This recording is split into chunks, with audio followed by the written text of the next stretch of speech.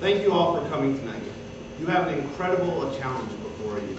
I stand up here with 3 other men, and I think by and large, if you were to see where we stand on any particular issue, there wouldn't be a whole lot of difference between us. We're all pro-life, we're all pro-business, we're all pro-small government.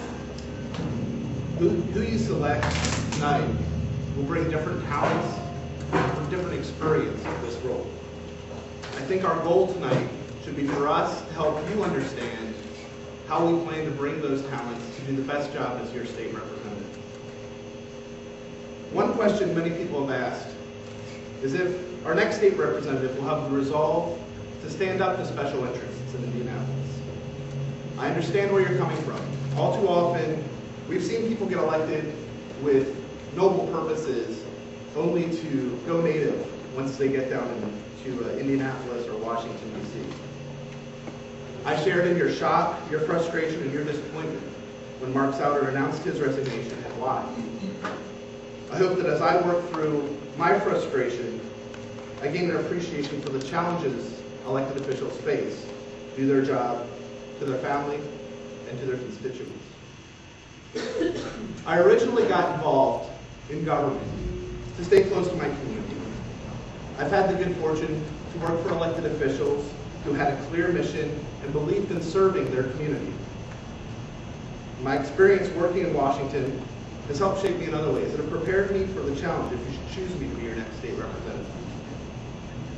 One of our chief challenges as a state representative is connecting with your constituents. All elected officials face this, especially given the rapid-fire nature of our state legislature and its short term in Indianapolis.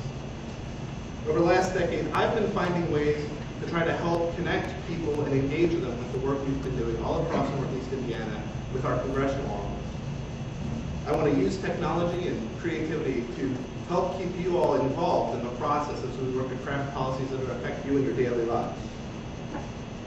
Another challenge is the legislative session is only a few months a year.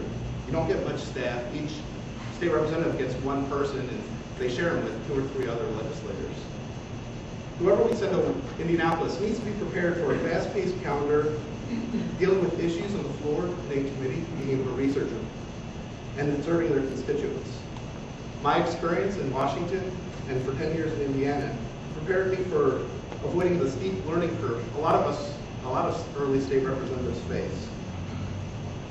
Another challenge is working as one voice in a group of 100 legislators. I've always subscribed to the notion that many hands make light work. This is especially important in public policy and political campaigns.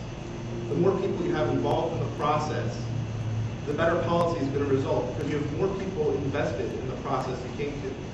You may have to make sacrifices or give up some things or compromises along the way, but in the end you wind up with a better policy and you wind up with greater support in the end. Ultimately, I hope to be an advocate for this community if you elect me to be your state representative. I'm ready to serve you, not any person or political interest. My only ambition is to work here and to serve this community. I'm looking forward to hearing your questions about how we can use our experiences to be your state representative, and I thank you very much for your time.